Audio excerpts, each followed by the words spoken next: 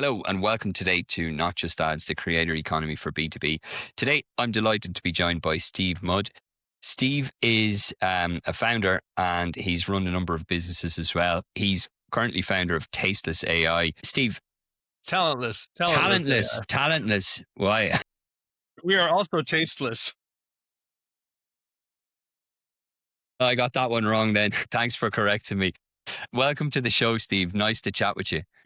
In the early days of AI, I heard someone say that talentless AI can't do anything. It's like, that's a good name. Like that's a memorable name. It's catchy, that's for sure. I discovered some of your content online because you were talking about how they were building this underground restaurant in Austin recently enough, and you were sharing videos on it. Does that restaurant actually exist now, or is it something that they're building still, or is it because it's just fascinating the way they were designing it and everything? That restaurant is 100% AI. That is Wow. 100% fake. And Wow. you're catching me on a sad day, and I know this will air later. OpenAI has announced that they're discontinuing the Sora video model. That's what I heard. That was made, 100% using Sora and my alternate personality, Steve, and using that.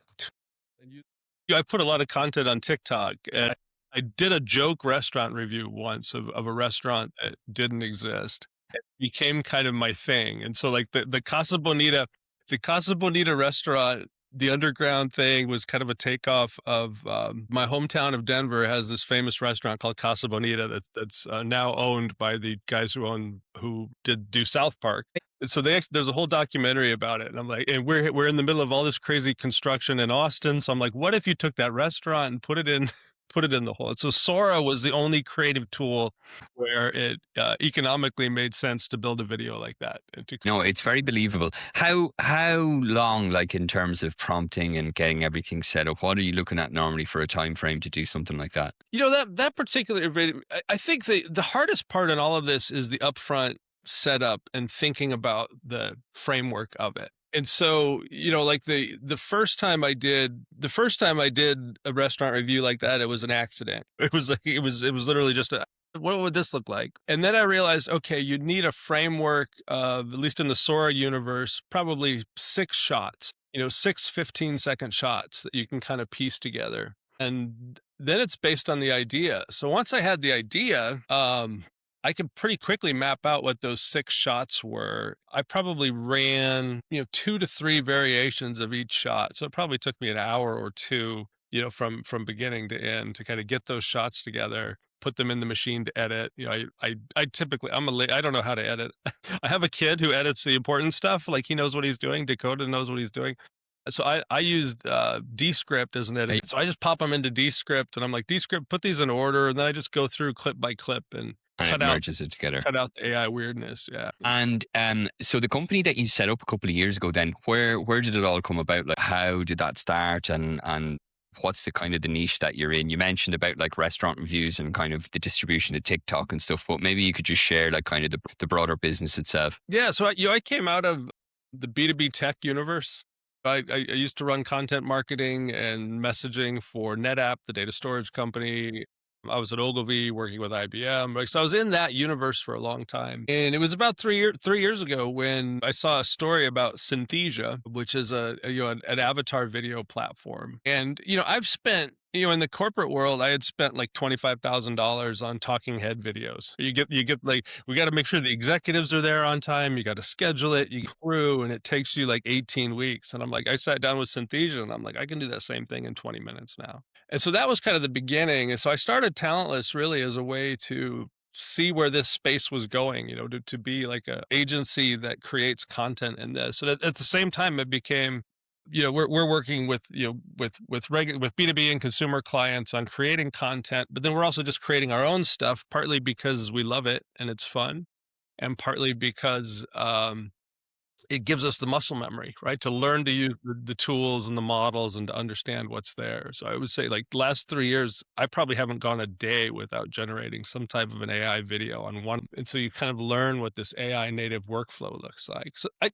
I don't know, like it's interesting, like with Sora going away now, like what is the pivot, what does the AI native workflow look like? And, broadly, the AI 2.0 for me has been Claude. And with Claude Cowork and Claude Code, we're looking now at how do you create these autonomous storytelling systems or content systems, where I could take some corpus of data or information and find ways to sort of, quickly quickly get to entertaining content, whether that's, a fake restaurant review. I mean, Yeah. most of the content we do, like my big client is an organization called the Future Keepers.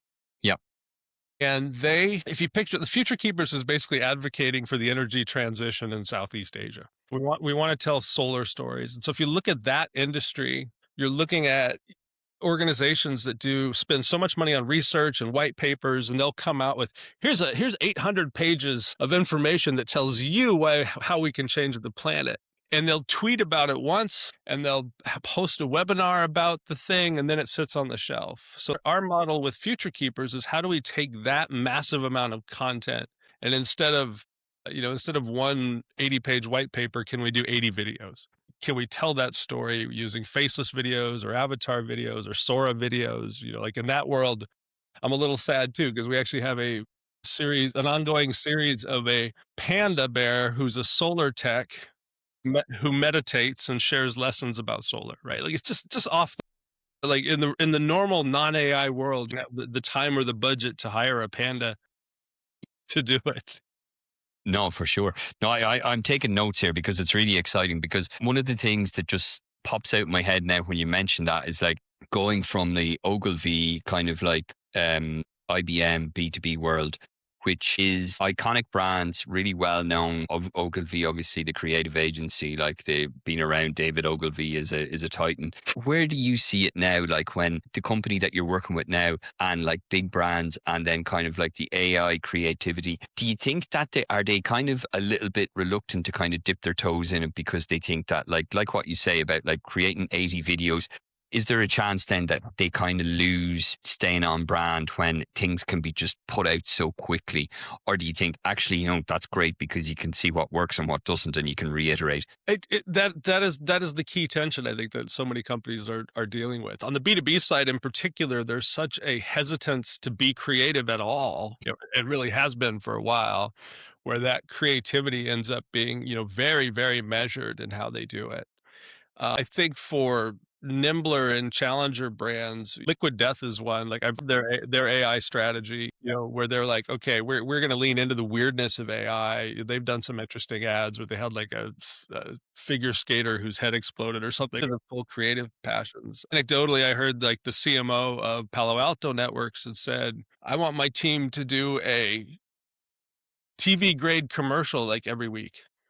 Like we have to raise the bar on what we're doing. We can't wallow in our content for like weeks and weeks and weeks. Like you do have to move faster. And there's still this mindset that, we just have to put out a couple good things and the world will see it. But the reality is these algorithmic worlds are so loud. It's so Yeah. deafening now. It's hard. You're not going to natively get noticed anywhere. Instagram or TikTok or LinkedIn, without that volume, you may have to put out 10 videos to make sure that somebody who follows you sees one of them. It's an interesting thing as well because, like, I guess there's a couple of trails of thought, isn't there? It's like the traditional marketing kind of like rules and stuff of like, no, you need to keep the same message in market in B2B for at least 24 months before it's going to start resonating because, the 95-5 rule of people not being in market and stuff.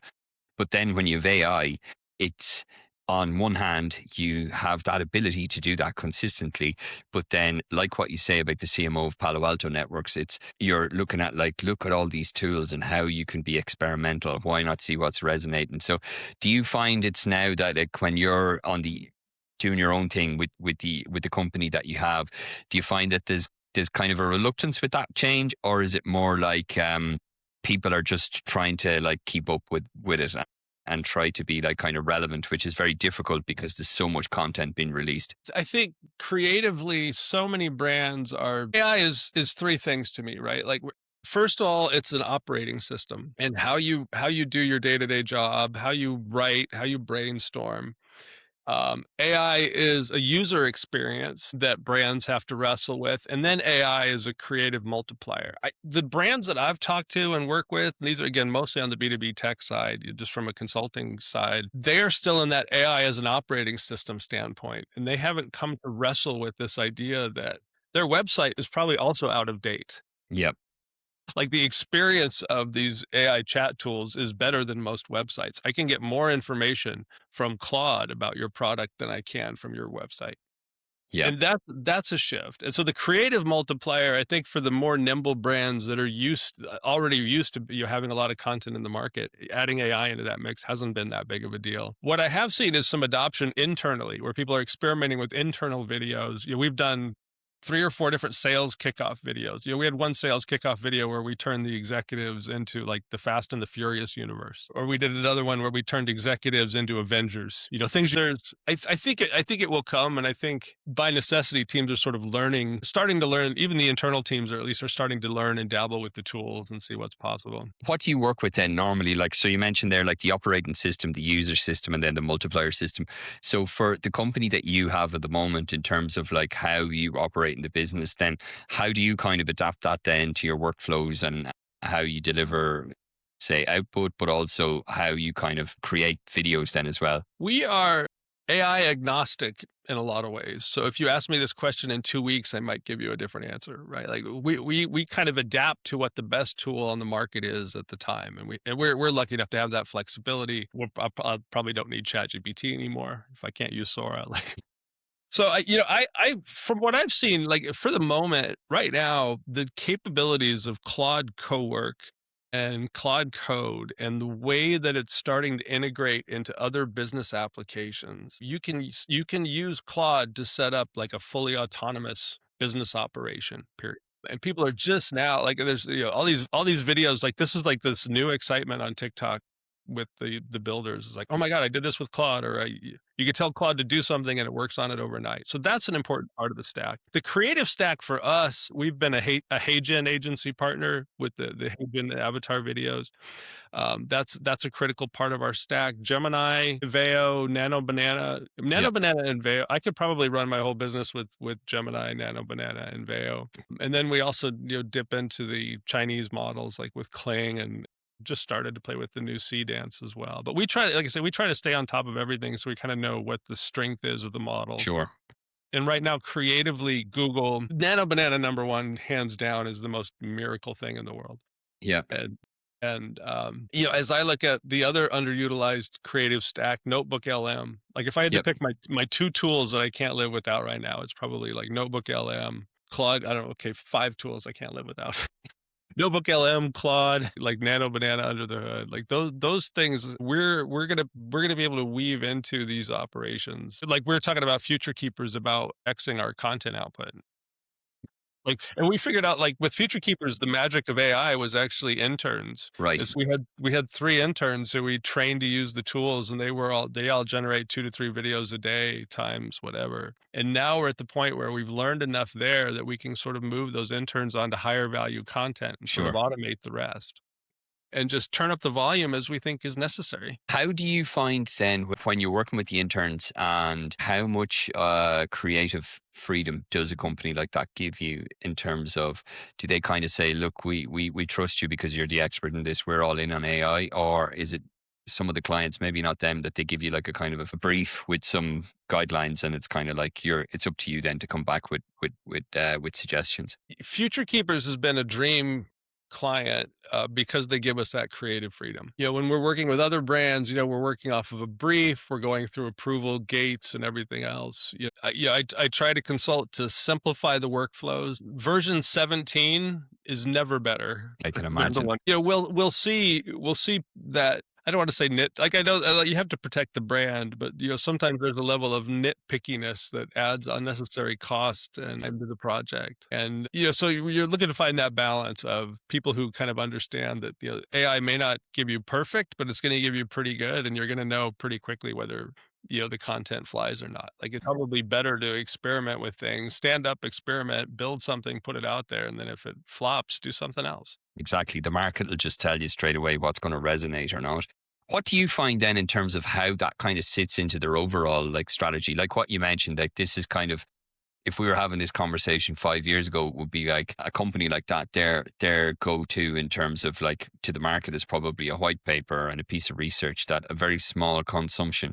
So once you change how that's consumed in video and it's entertaining, it's obviously going to get the message and get people's attention. Do you find that this is kind of like turning into the core marketing strategy, or it's still on the experimental phase that people are kind of trying to see like, okay, we can see that it's really good, but maybe there's some limitations in terms of like what you mentioned. It gets you there, but not maybe 100% of the way, but you can test it and so on. But are there like this company that you mentioned, FutureWorks, are they kind of looking at this as core part of their strategy, or is it still kind of like in some cases experimental where it's kind of to see what works and then amplify it accordingly? This is core to our strategy, right? Like to do the volume, and we've gotten over, in the last year, I think we were just looking at the numbers. We have over 10 million views across platforms. Wow. We're outpacing, traditional media organizations, other environmental organizations and that. So like the vision there as well is to kind of help other organizations almost to become like a content as a service offering, to be that friendly AI hand, to help organizations into that new world. But Future Keepers is rare. I think in terms of brand adoption, at least on the B2B side, even just taking advantage of, like I look at audio podcasts, right? Like, to create a weekly podcast or a daily podcast costs you nothing at this point, like basically nothing. When you look at the cost of like a running, like today, I could probably go into Claude Code and say, set up a daily podcast on this topic, and Claude Code and Claude Cowork could wire that up, and there you go, you're done. Like you literally could just turn that on to run forever, and depending on the level of oversight you want to have on the script, right? Like it just you can build that into the process, and so to have that level of content seems like a no-brainer for most organizations, and they still haven't really caught up to this idea that you can do more than whatever you've thought about doing and you've put aside, you can do now. Like it's possible now. No, it's an exciting time to be like. I wonder as well from what you see, like, is it harder then to cut through the noise now because the barriers to entry are a lot lower than what they would have been before AI? Yes. Yes, most definitely. I mean, I think we've seen a flood of I mean, again, depending on where your audience is and how they're consuming info, if you're just throwing things into the ether, I think it's a lot harder to um, break in big. But if you are hyper focused and you understand your niche, I think it's a lot easier to find your niche. I look at TikTok as something, I kind of wandered on there. I had some TikTok war stories, but uh, within TikTok is not a thing. TikTok is a lot of little things. So you have like book talk and political Sure. talk and tech. So I actually get more relevant B2B information from uh, the TikTokers that I follow. There's some founders in there, there's marketers, there's Claude coders. Like I have found my niche. Yeah. And you build up a library, right? Like Yeah. they build up a library of informational content, and none of that's coming from companies. That's all coming from individuals. So you start to build that relationship there. And I don't know how companies break through that unless they're somehow letting their people engage in that same environment. For your business, for business development and stuff, then does that kind of come through your content that you share on TikTok, or is it also like kind of say the network that you've built over the number of years in B2B as well? My initial clients, certainly came from my network, from what I had built. My last lead had reached out to me. He had found me via our association with HeyGen, so being like an agency partner helped. Prior to that, I was thrilled about this. The couple leads before that found me, they had found me via ChatGPT Okay, cool. and via Perplexity. So I'm doing Right. something right, when it comes to that AI engine optimization. Definitely. And so your kind of value proposition then is basically the efficiency of content, no, of like helping companies be more efficient in content in terms of like the operating system, the user system, and then the multiplier as well. More efficient and more creative too. We're looking at this world of, even without Sora, we've been planning out these AI micro dramas. Like micros are the new buzzword. Sure.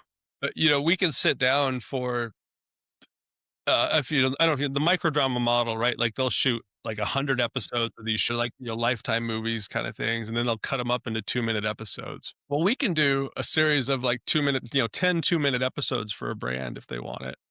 and that could be AI cat videos. And like we finally did cross that point where you can have humans talking to another. So there's also this new creative future that we're hoping to be on the edge of.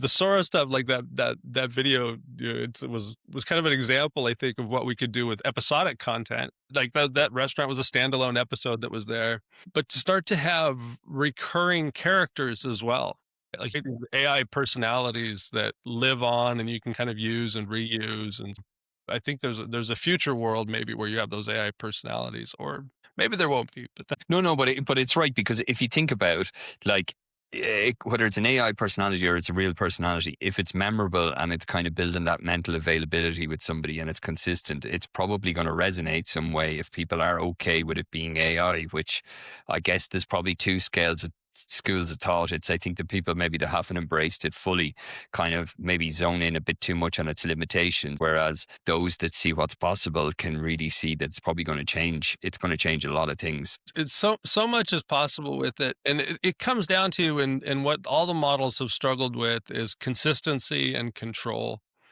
Like if you watch that, like Sora was really amazing from, I guess, consistency, control, and sort of humans. And Sora was so good at creating believable humans, right? Like creating the avatar of me doing things like you believe it's me. Now, if you pay close attention, I'm wearing something different in almost every shot. Hair, like, so the consistency is terrible, but it had that sort of energy. But the other models, like Veo, is really good with consistency, like finding that balance of the tools. And that's kind of where we are now, of like what's possible today, what's going to be possible next. I'm the fear of the day with Sora going away is that the other people in the space stop investing in improving the models. Well, I suppose people would see that there's an opportunity there if there's a lot of use case, and maybe for whatever reason it's not part of OpenAI's business model. But I guess that whether it's a Chinese model or whatever it may be, that someone would probably see, okay, there's potentially a market here that releasing something similar. And I looked at it as, I mean, if you look at my prompting that's in there, right? Like these are the most complicated prompts you can write. To me, it's the most difficult art form we've ever created, because you have to build into that prompt pacing and dialogue, and like there's so much that goes into it. It's so dense, and in the simplify everything model of OpenAI, it just didn't fit, right? Because most everything came out like slop because people only knew how to prompt for slop. How do you can you give the audience a little bit of insight in terms of how you learned to refine prompting like that? Like, what's your structure in terms of what you take into consideration for like having the best output that you can get? I honestly rely a lot on just asking GPT or Claude to help me write the prompt. Okay, And you can ask, like, what is the best structure for a prompt? And there's different styles to it, but it is basically the skills of filmmaking, right? Like it's understanding the storyline. To me, the pacing is one that a lot of people miss. They don't. You can actually prompt it just like you prompt like the music generators, like yeah. Suno. It's like, give me 200 beats per minute. You can tell your video to do 200 beats per minute or do a montage. The best part, though, Marcus, you'll appreciate this, is, do you know about adversarial poetry? No, I don't actually. This is the best concept in AI. A couple researchers figured out that the best way to hack the language models is through poetry. Ah, So if you prompt with poetry, the LLM doesn't know what to do with it, and you could skirt the guardrails around. right, right. So I've figured out, there were a couple times with Sora where I was able to use poetry to prompt, and I was able to recreate scenes from Pulp Fiction and The Wow, Godfather, like almost shot for shot. You're not supposed to be able to create, like characters. anything that's copyright or anything. You can't kill anybody in Sora. I was able to create a scene where AI Steve got his head chopped off Wow, using poetry, like right. using a mix of like haiku and iambic pentameter. So how does that work then? You just put in like a poem and then underneath it you have a prompt. Was that what it was? I worked through, I tend to create my prompts through GPT, and so I tell GPT, I'm like, I'm trying to recreate this scene. And you like take this scene from Pulp Fiction and turn it into a poem, turn it into a series of haiku. And then you just take that haiku and dump the haiku right into the Right. Sora. And you can And get then some, you get the output then. yeah. Right. Interesting. How from the business then as well, how do you look at like as like on operations? So let's say in terms of workflows and stuff, like the first point you mentioned, like the operating system.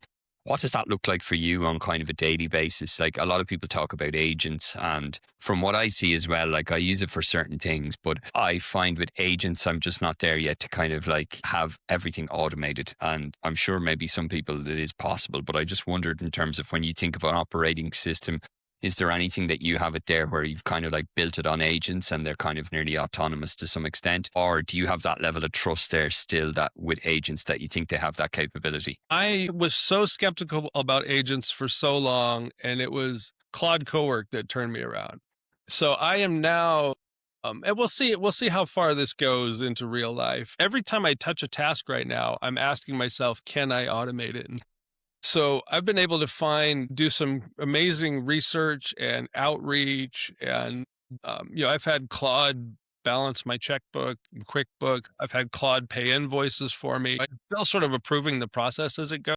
Again, looking at like I built my first app, right? Which I did know nothing about programming. Right? I built my first application, and I'm trying to view this application as a standalone business. And right now, I'm trying to take that and say, okay, this is a new thing. I have this data. How do I take this information and this data and this thing and just build agents off of that, so that that becomes an autonomous business Sure. that not hung up with every system. I'm also looking at, like, I just canceled my subscription to Monday because, CRM. well, it was just like the project management part. I'm like, because I can rebuild that. I can have Claude rebuild that in a day. And anything I'm spending money on right now, I'm like, anything I'm spending money on that's not AI creative related, I'm just asking, can I rebuild it? Or can I create a customized one for me? And the answer is, for a lot of it, you can. I'm trying to get my personal operating system into AI, and what I've done, it's actually a fight. Like, it's not running as smoothly as I would like, but I have in my Apple Notes, right? Like on my phone, I can just drop stuff on the list, and then Claude will take it and prioritize it and spit it out in another Apple Note so I can see my whole list. Which is really useful.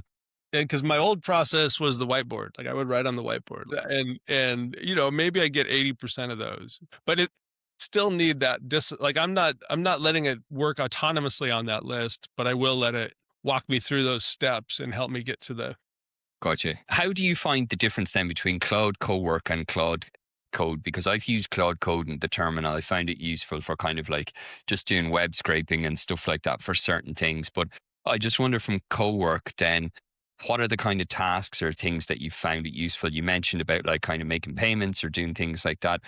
And you touched on as well outreach, and I'd love to hear in terms of how you found it. Is it effective as like somebody, a human doing it, or do you see any limitations with it using for outreach? It feels more effective than anything, right? And it from an outreach research perspective, lead gen perspective, if you could just like, I treat it as, and I don't know how like the systems like the Apollos or all that, like I'm sure they have their own processes in that, but I'm able to give it such specific instructions, that it's not like just relying on LinkedIn, right? Like I can say, like I'm trying to target climate organizations. Can you go to every climate organization website on the planet and see if you can find who's doing their communications, right? For example. And that deep research function to it, it'll spend some time. Like, it's like you can do some of that with deep research now, but then you can just say, hey, when you get that list, turn it into a CRM, or you can or going through.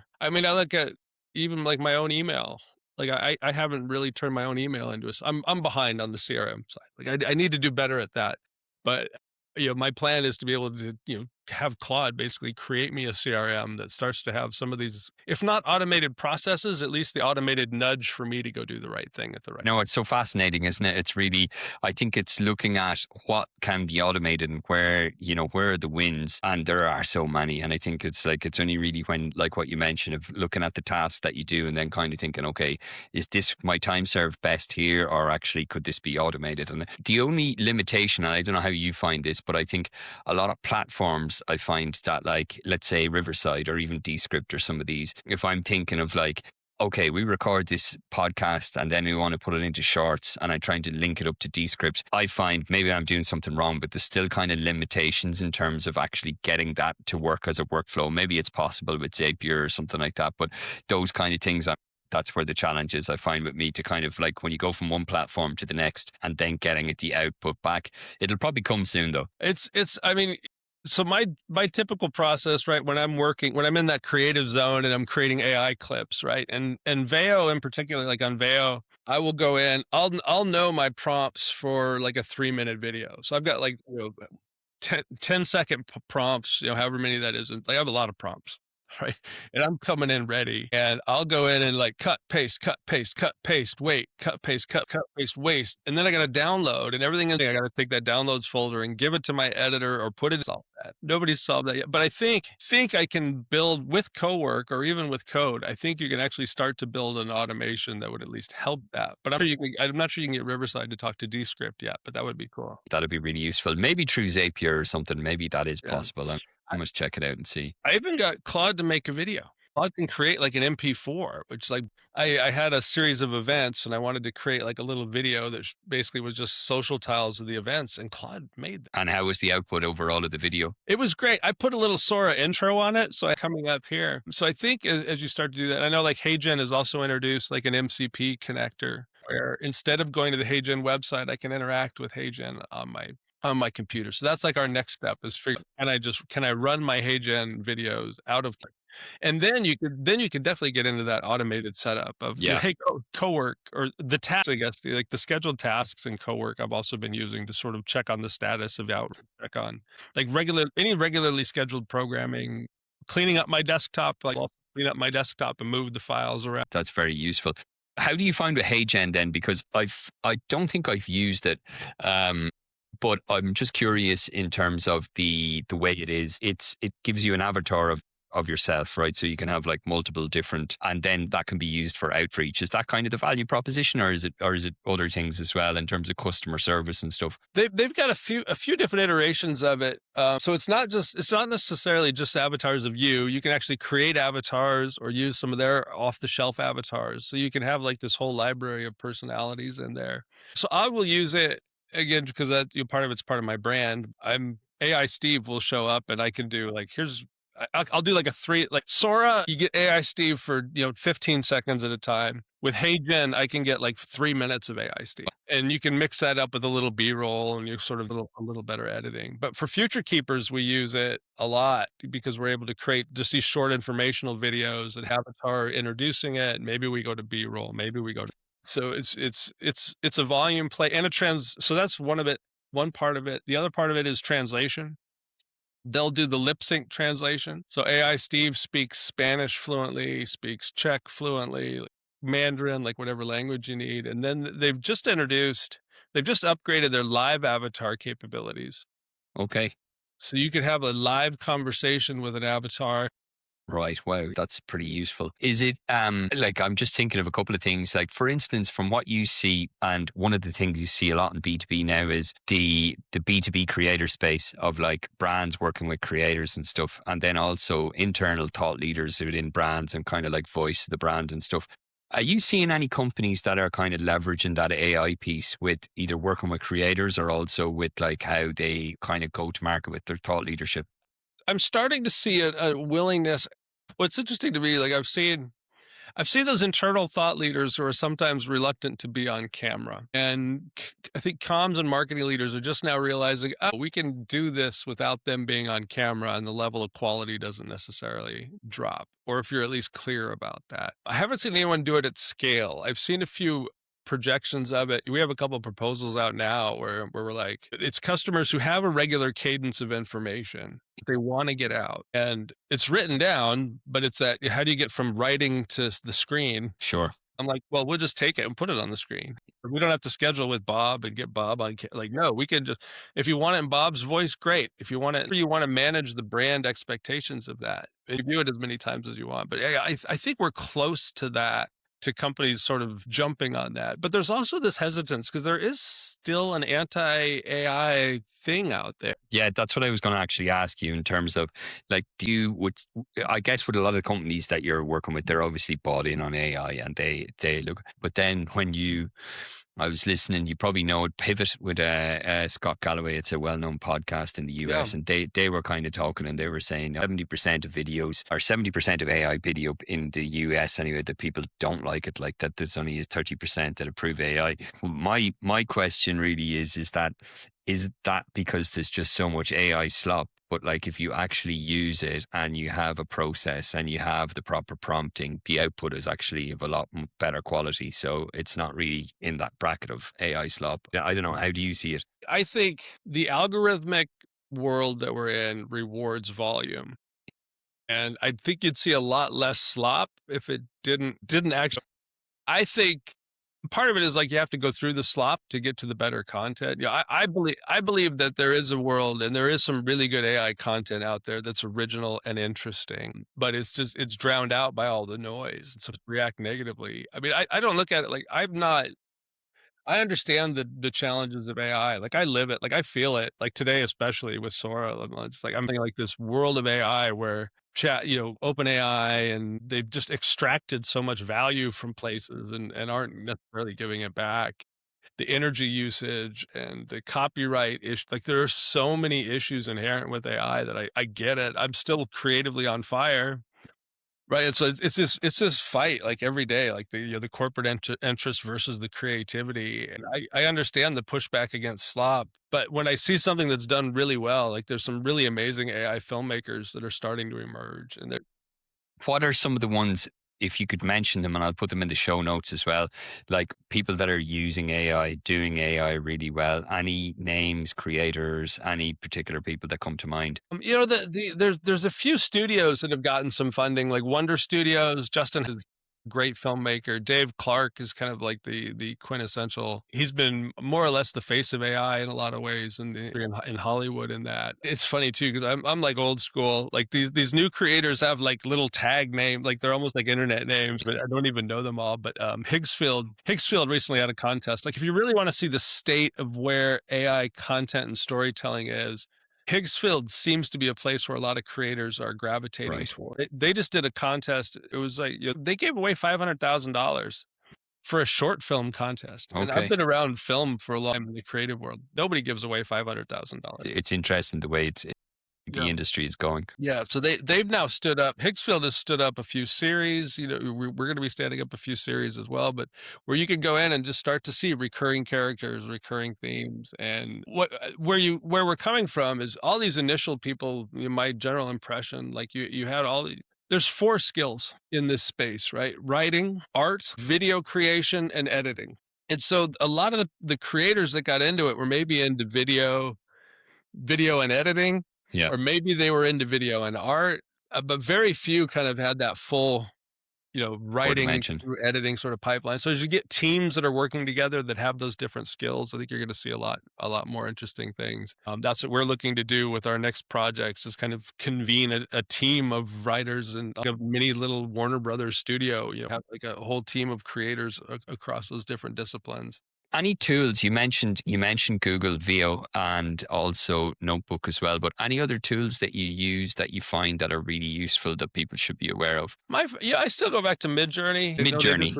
They released their version 8. As far as Nano Banana is amazing, but Midjourney still has a magic to it, like an That's artistic for magic. video, is it? They added video, yeah.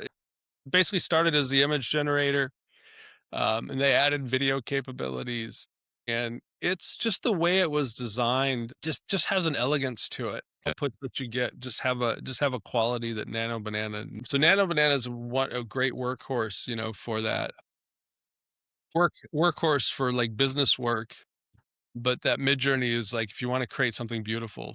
We'll put it in the show notes. One other one you mentioned as well about music.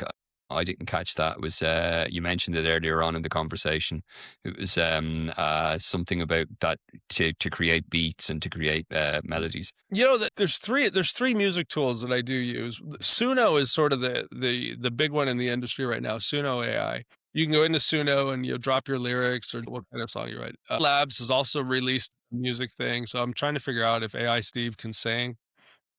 Now, can I get my voice to sing on 11 Labs? Like, I don't want to hear it. I don't know if I want to hear it, but I'm curious. And then I go back to the early days, like some of the music stuff, stable stable audio. There was like Stable Diffusion. They had like a model for audio, and I go back to that for scoring. Like anytime you don't want to use the copyrighted music or the same music or a bumper for a show, or Sure. like I go to Stable, and again, I'll write the prompt in GPT, and I'll go to Stable Audio.